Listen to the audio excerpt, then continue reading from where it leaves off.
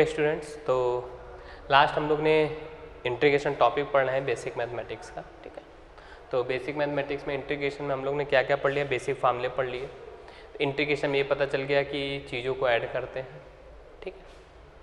और सारे फार्मूले से रिलेटेड हम लोग ने क्वेश्चंस भी बहुत सारे कर लिए होंगे, तो पिछले लेक्चर्स आप देख सकते हो, जो भी डाउट आएगा वो क्लियर किया जा सकता है, ठीक है।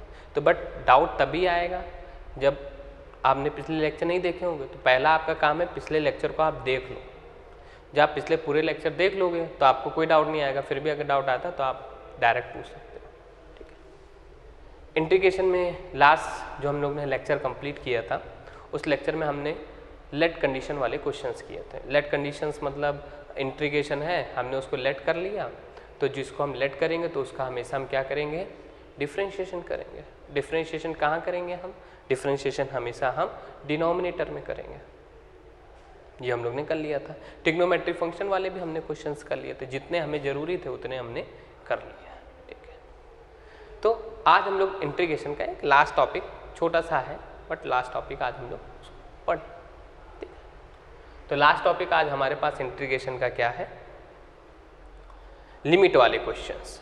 अगर इसमें लिमिट लग जाएगी तो लिमिट वाले हम क्वेश्चंस कैसे सॉल्व करेंगे, क्योंकि फिजिक्स में इंटीग्रेशन से रिलेटेड लिमिट वाले भी क्वेश्चंस बनते हैं, ठीक है। जैसे काइनेमेटिक्स की अगर हम जनरली बात करें, कोई ऑब्जेक्ट है, पहले रेस्ट कंडीशन में था, फिर उसने कुछ टाइम ड्यूरेशन में, मतलब टी टाइम ड्यूरेशन में अपनी डिस्टेंस कवर कर ली, तो उसकी लिमिट क्या बन गई, 0 से t बन गई।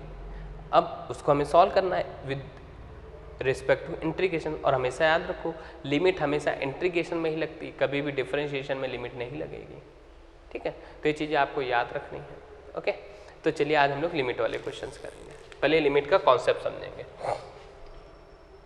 इंटीग्रेशन x1 x2, ठीक है, dx, ये है हमारे पास, ठीक।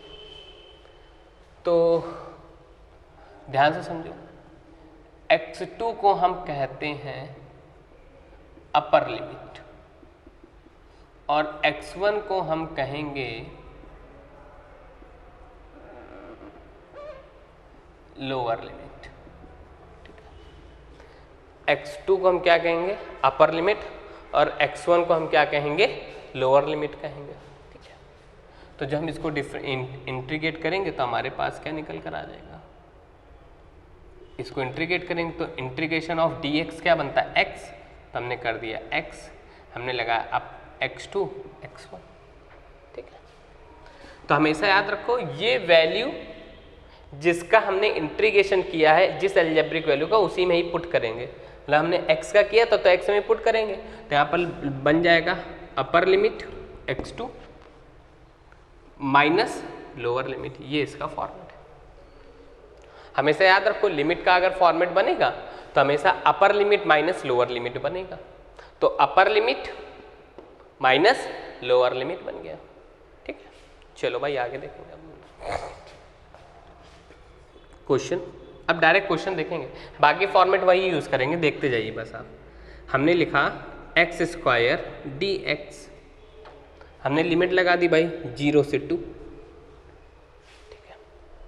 अब हमें इसको सॉल्व करना है।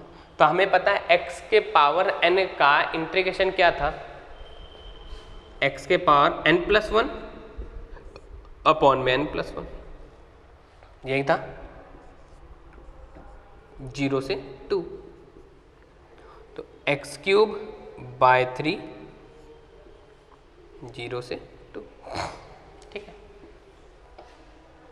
अब आगे देखो, अब हमने क्या कहा, जो लिमिट है वो हमेशा अलजेब्रिक वैल्यू के साथ ही पुट होगी, क्योंकि हम जिसका इंटीग्रेशन करेंगे मतलब लिमिट उसी के साथ ही लगेगी। तो हम लिमिट किसका कर रहे हैं, अलजेब्रिक वैल्यू का, जो अलजेब्रिक है उसी का ही कर रहे हैं, न्यूमेरिकल वैल्यू का कभी नहीं होता। तो हमने यहाँ पर अब इसके लिए वैल्यू रख देंगे, तो क्या रखेंगे, अपर लिमिट माइनस लोअर लिमिट। तो हमने रखा भाई x की जगह पर क्या रखा, 2³/3 माइनस 0³/3, ठीक है। तो 2 2 जा 4 2 जा 8/3 माइनस का 0, क्या निकल कर आ गया, 8/3, खत्म। समझ में आ गया भाई, कोई दिक्कत, कहीं कोई समस्या, कहीं कोई परेशानी नहीं। नेक्स्ट क्वेश्चन देखेंगे, ठीक है। हमने रखा इंटीग्रेशन, ध्यान समझते जाओ, 3x क्यूब, ठीक है, 3x क्यूब dx, लिमिट ले ली सेम 0 से 1, ठीक है। अब तो 3 तो कांस्टेंट है, बाहर कर लेंगे। x के पावर n का इंटीग्रेशन क्या होता है, x के पावर n+1 अपॉन में n+1, और लिमिट हमेशा किसके साथ लगाएंगे, अलजेब्रिक वैल्यू के साथ लगाएंगे, ठीक है। तो यहां पर क्या निकल कर आ गया 3, तो यहां पर निकल कर आ जाएगा x की पावर 4/4, 0 से 1। क्लियर हो गया। अब देखो आगे, तो यहां पर हम लिखेंगे 3 और लिमिट किसके साथ पुट करेंगे, अलजेब्रिक वैल्यू के साथ पुट करेंगे, तो हमारे पास क्या निकल कर आएगा 1 की पावर 4/4 माइनस 0 की पावर 4/4। क्लियर हो गया। तो हमारे पास निकल कर क्या आ रहा है वो देखिए आप, ये 3 बन गया, 1/4 माइनस का 0, क्योंकि ये तो पूरा 0 बन जाएगा, तो हमारे पास क्या निकल कर आ गया 3/4। खत्म। समझ में आ रहा है, पक्का आ रहा है, कोई दिक्कत, कोई समस्या, कोई परेशानी। नेक्स्ट देखेंगे अब हम लोग, ठीक है, ओके। अब हमने रखा integration of x cube plus 2x dx, limit ले ली हमने 0 से 2, ठीक है, लिमिट ले ली 0 से 2, मतलब अब ये हमारे पास टर्म अलग अलग बन गया, ठीक है। तो देखो भाई, तो हम इसको अलग अलग कर लेंगे, 0 से 2 x cube dx plus 2x 0 से 2 dx। तो यहाँ x क्यूब का डिफरेंशिएशन क्या, इंटीग्रेशन क्या बनेगा, x के पावर 4/4 लिमिट 0 से 2 प्लस यहाँ से 2 को बाहर करेंगे, क्या निकल कर आ जाएगा x के पावर 2/2 0 से 2, ठीक है। तो यहाँ पर आपका निकल कर आ जाएगा अपर लिमिट। अब ध्यान से सुनो, कुछ मिसिंग है क्या, हाँ, क्या ये 2 से ये 2 कर सकता है, बिल्कुल कर सकता है, तो काट दिया। अब अपर लिमिट लगाएंगे किसके साथ, अलजेब्रिक वैल्यू के साथ, तो हम क्या रखा हमने 2 की पावर 4/4 माइनस 0 प्लस यहाँ पर वही रखा हमने 2 स्क्वायर माइनस 0 का स्क्वायर, ठीक है।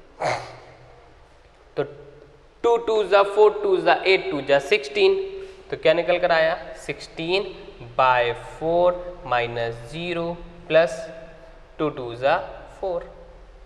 क्लियर हो गया, कोई दिक्कत नहीं है। तो अब हम इसको क्या लिख सकते हैं भाई, 4 4 जा 16, ठीक है। तो हमारे पास क्या निकल कर आ गया -0 कर लिया, ठीक है, 0 तो 0 ही रहेगा, ठीक है, कोई दिक्कत नहीं। तो 4 प्लस 4 4 4 कितना हो गया 8, ये आंसर आ गया। समझ में आ रहा होगा, कोई दिक्कत, कोई समस्या नहीं। चले आगे बढ़ेंगे अब हम लोग। अब देखो,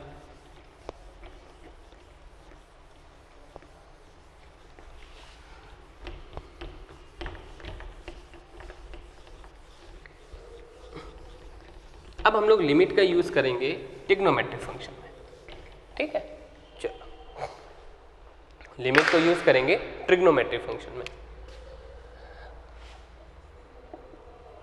अब देखो, integration of sine 2x dx, limit ले ली हमने 0 से 1, ठीक है, हमने ये फंक्शन ले लिया।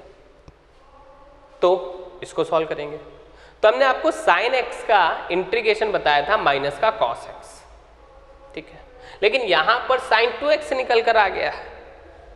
तो यहां पर ये नहीं कि साइन 2 थीटा फार्मूला लगा दिया 2 sin theta into cos theta, नहीं, गलत हो जाएगा।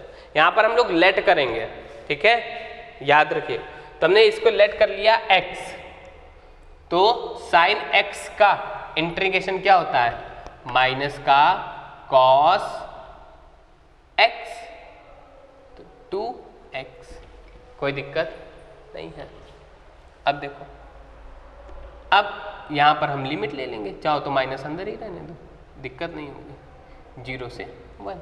अब जिसको लेट किया उसका क्या करेंगे भैया, डिफरेंशिएशन, कहां पर, डिनोमिनेटर में। ठीक है, तो हमारे पास क्या निकल कर आ जाएगा भाई, अपर लिमिट माइनस का कॉस 2 इंटू 1, फिर लोअर लिमिट माइनस का कॉस 2 इंटू 0 अपन, ये माइनस माइनस प्लस बन जाएगा। ठीक है, ये क्या बन जाएगा 2, क्योंकि x का डिफरेंशिएशन 1 होता है।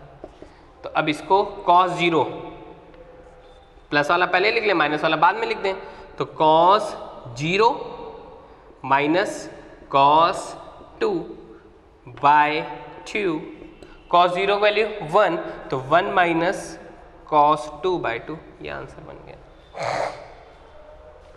कोई दिक्कत, कहीं कोई समस्या, कहीं कोई परेशानी नहीं है। तो बहुत अच्छे से, बहुत आराम से देखते चलिए, ठीक है, इससे दिक्कत नहीं होगी। आगे देखते हैं, ठीक है। Next question, integration of 4x square plus 2 की पावर 3 dx। अब ये दे दिया है, अब इसके साथ हम लोग क्या करेंगे, सेम लिमिट दे रखी है 0 से 1। ठीक है, तो इसको हमने क्या लेट करा, x के पावर n का इंटीग्रेशन क्या होता है, n के पावर 1 अपॉन में n के पावर 1, तो 4x स्क्वायर प्लस 2 के पावर 3 प्लस 1 अपॉन में 3 प्लस 1। ओके, कोई दिक्कत नहीं है। अब सबसे बड़ी बात, जिसको लेट किया है उसका डिफरेंशिएशन करेंगे, तो 4x स्क्वायर प्लस 2। ठीक है, कोई दिक्कत यहां तक नहीं है। अब यहां पर लिमिट मत लो, ठीक है, लिमिट बाद में ले लेंगे, नहीं तो गड़बड़ हो जाएगा मामला। तो यहां पर हमारे पास क्या निकल कर आ जाएगा, 4x square plus 2, 3 plus 1 4 bye 4, और यहां पर हम इसको सॉल्व करेंगे तो 2 का डिफरेंशिएशन क्या होगा 0, और इसका क्या बन जाएगा 8x, मतलब हम इसको लिख सकते हैं 4x स्क्वायर प्लस 2 के पावर 4 अपॉन में 32x। समझ में आ गया, क्योंकि ये वाले टर्म के साथ हम लोग लिमिट नहीं लगा सकते हैं, इसलिए मैंने नहीं लगवाया, लिख दिया था। लेकिन ये वाले टर्म के साथ अगर लिमिट लगाएंगे तो हौच पौच बहुत ज़्यादा हो जाएगा, और उतना हौच पौच फिजिक्स में नहीं है। ठीक है, पता चला बाद में कहो सर ऐसा तो क्वेश्चन था ही नहीं और आपने करा दिया, हमसे समझते समझते शाम हो गई, समझ में नहीं आया, तो ये चीज़ें। ठीक है, नेक्स्ट देखते हैं भाई अब हम लोग। ठीक है, इंटीग्रेशन ऑफ e के पावर x dx। ठीक है, और लिमिट ले ली हमने 0 से 2, तो यहां पर इंटीग्रेशन ऑफ e की पावर x रहेगा, लिमिट लगा दो भाई 0 से 2 की, तो यहां क्या निकल कर आया, अपर लिमिट माइनस लोअर लिमिट, खत्म हो गया। ओके, तो लिमिट वाले आपसे फॉर्मेट क्लियर हो रहे होंगे, कोई दिक्कत नहीं आ रही होगी। ठीक है, आगे देखते हैं नेक्स्ट क्वेश्चन।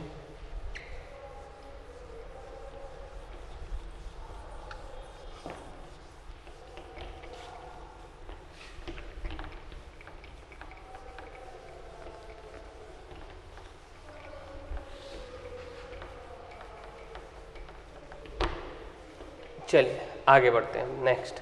ठीक है, देखो नेक्स्ट क्वेश्चन है, थोड़ा सा थ्योरेटिकल है। कह रहा है when an object move with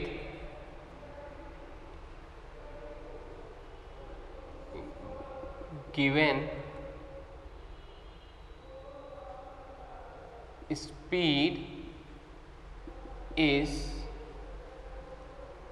speed in equation form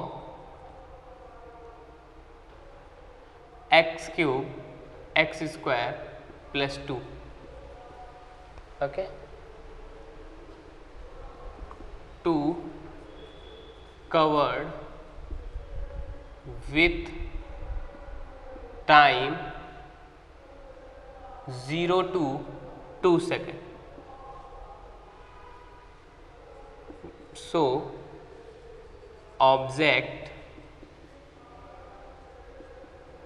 actual speed is, तो ऑब्जेक्ट के एक्चुअल स्पीड क्या होगी, थोड़ा सा फिजिक्स फॉर्म में पूछ लिया हमने और इस थ्योरेटिकल फॉर्म में आपसे पूछ रहा है, ठीक है। तो ध्यान से देखते जाओ, इसको सॉल्व करोगे भाई आप, ठीक है। तो सॉल्व करने पर हमसे स्पीड फॉर्म में पूछा, मतलब ये यू के फॉर्म में दे रखा है, u is equal to X cube X square plus 2। अब हमें पता कैसे चलेगा ये इंटीग्रेशन है डिफरेंशिएशन, तो यहाँ पर देखो लिमिट दे दी हमें 0 से 2 सेकंड, एक्चुअल स्पीड पूछ रहा है, तो अब हम यहाँ पर क्या कर लेंगे इंटीग्रेशन, तो इंटीग्रेशन लगा दिया है किसके रिस्पेक्ट में, x के रिस्पेक्ट में, लिमिट क्या रख दी 0 से 2, तो u, अब इसको चाहो तो अलग अलग कर लो, चाहो तो डायरेक्ट कर लो, हम डायरेक्ट कर लेंगे अब हम, तो x के पावर 4/4, बहुत लोग को नहीं समझ में आएगा, सिंपल से करते हैं, तो यहाँ पर निकल कर आ जाएगा x के पावर 3+1, 3+1 अलग अलग कर रहे हैं, ठीक, प्लस x के पावर 2+1 0 से 2, प्लस इसको 2 को बाहर कर लेंगे तो इंटीग्रेशन ऑफ x बन जाएगा 0 से 2। अब अपर लिमिट माइनस लोअर लिमिट, तो x की पावर 4/4 बन गया, ये क्या बन गया x के पावर 3/3 बन गया, और ये आपका वही रहेगा, यहाँ तक समझ में आ रहा होगा, कोई दिक्कत नहीं होगी, आगे देखते हैं।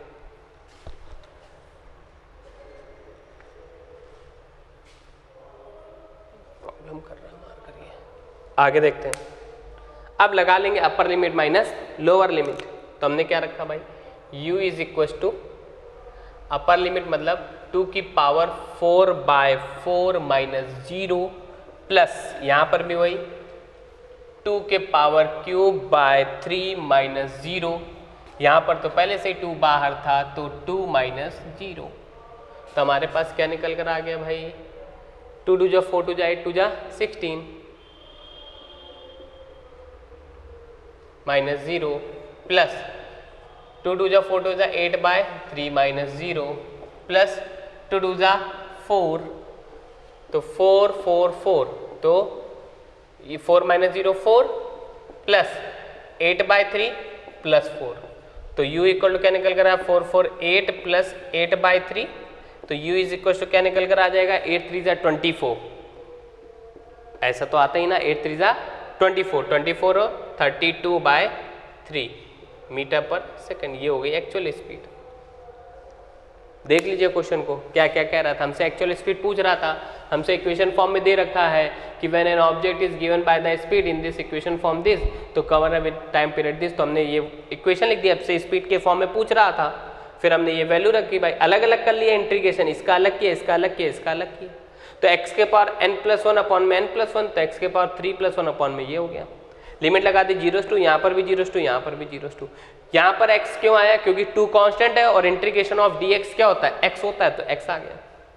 अब हमने यहाँ पर लिमिट पुट कर दी, तो लिमिट क्या लगा upper limit minus lower limit, तो upper limit minus lower limit, upper limit minus lower limit, upper limit minus lower limit, और 2 किसकी जगह पर रखा एल्जेब्रिक वैल्यू जिसका हमने इंटीग्रेशन किया था, 2 2 जा 4 2 जा 2 जा 16, तो 16/4 8/3 ये हो गया, तो 4 4 जा 16 कट गया भाई, 4 माइनस 0 ये हो गया, तो 4 8/3 4 4 8 बन गया, 8 3 24, 24 में 8 ऐड कर दिया 32, तो 32/3 निकल कर आ गया। समझ में आ रहा होगा?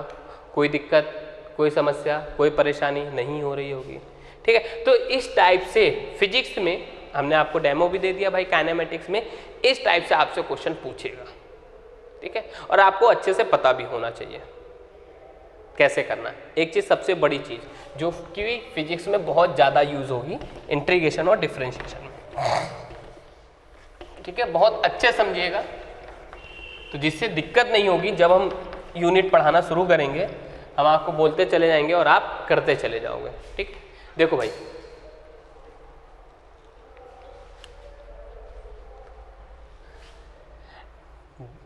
डिस्प्लेसमेंट से हम लोग किधर मूव करते हैं?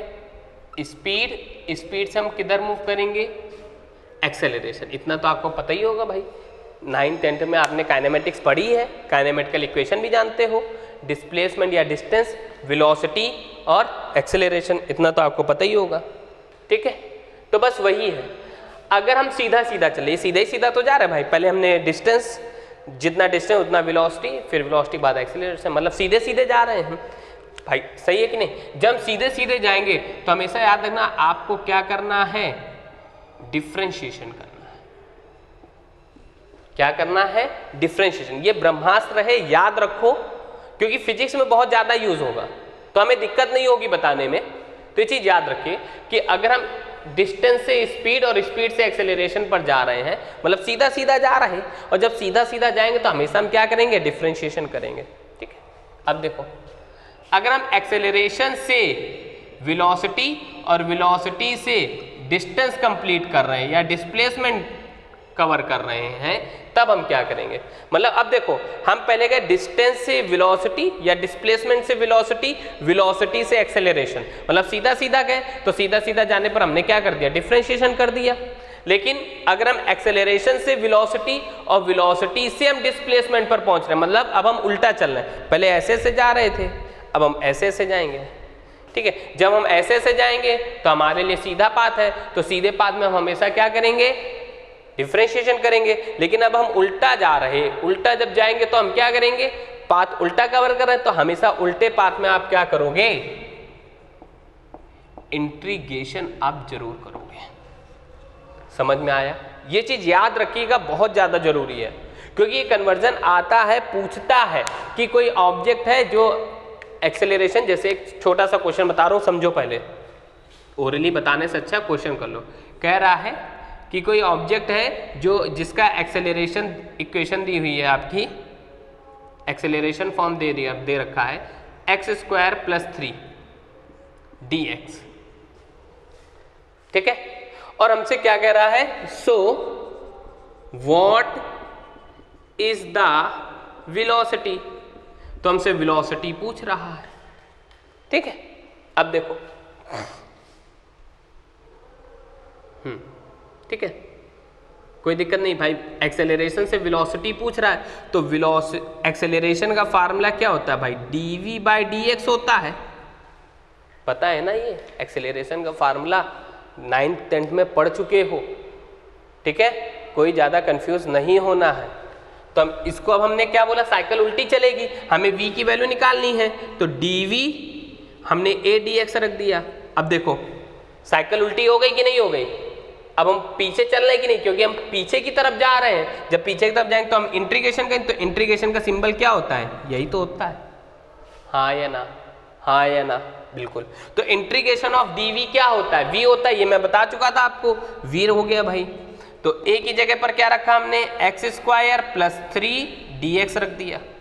यहां तक तो समझ में अच्छे से आ जाना चाहिए, कोई दिक्कत नहीं होनी चाहिए। तो हमने यहां पर क्या रखा भाई? v। अब यहाँ पर हम इसको सॉल्व कर लेंगे, तो इसको अलग अलग सॉल्व करेंगे तो हमारे पास क्या निकल कर आ जाएगा भाई? x⁻3, डायरेक्ट कर रहा हूँ, x⁻3/3 + 3x, बस खत्म। ये हो गया हमारे लिए आंसर।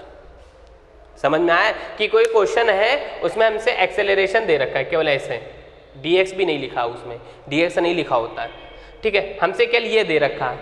a = x² + 3, तो हमसे वेलोसिटी पूछ रहा है, तो हमें एक्सेलरेशन फार्मूला पता था dv/dx। अब हमें एक्सेलरेशन से वेलोसिटी पर जाना है, तो हमने वेलोसिटी तो चाहिए हमें, तो हमने dx को उधर भेज दिया, ठीक है। अब इंटीग्रेशन करना है, तो इंटीग्रेशन करने के लिए हमें सिंबल पता है, कुछ एस टाइप में बनता है, ठीक है। तो हमने बोथ साइड करेंगे तभी इंटीग्रेशन होगा, तो इंटीग्रेशन ऑफ डी वी क्या होता है, वी बन जाता है, ए की वैल्यू रख दी हमने। अब हमने इसको सॉल्व किया तो x³/3x मिल गया, x³/3 + 3x मिल गया। अब देखो यहाँ पर साइकिल उल्टी चली, तो हमेशा याद रखो कि अगर साइकिल उल्टी चलाओगे, पीछे की तरफ आओगे तो इंटीग्रेशन, आगे की तरफ जाओगे तो डिफरेंशिएशन। बहुत अच्छे से याद रखो, क्योंकि इसी टाइप के अपने को क्वेश्चन करने हैं, बनेंगे क्वेश्चन, परेशान मत हो, ठीक है। तो इसी के साथ मैंने आपको इंटीग्रेशन का भी जो भी बेसिक था, जो हमें फिजिक्स में यूज चाहिए था, वो मैंने आपको कंप्लीट करवा दिया है, ठीक है। तो इंटीग्रेशन भी आपका कंप्लीट हो गया है, डिफरेंशिएशन भी कंप्लीट हो गया है, ट्रिग्नोमेट्री भी कंप्लीट हो गई है, अलजेब्रा जितनी जरूरत थी वो भी हमने कंप्लीट कर दी है। अब हमें पढ़ना है कोऑर्डिनेट और देन वेक्टर। कोऑर्डिनेट भी हम लोग नेक्स्ट लेक्चर में कंप्लीट करेंगे, और जब हम वेक्टर स्टार्ट करेंगे तो वेक्टर मैं पहले ही बोल चुका हूं कि वेक्टर आपका 11th में दिया हुआ है, तो हम वेक्टर वो पूरा 11th लेवल का पूरा पढ़ाना स्टार्ट कर देंगे, ठीक है। चाहे वो जेई हो चाहे वो नीट में, उसका क्वेश्चन आता ही आता है, ठीक है।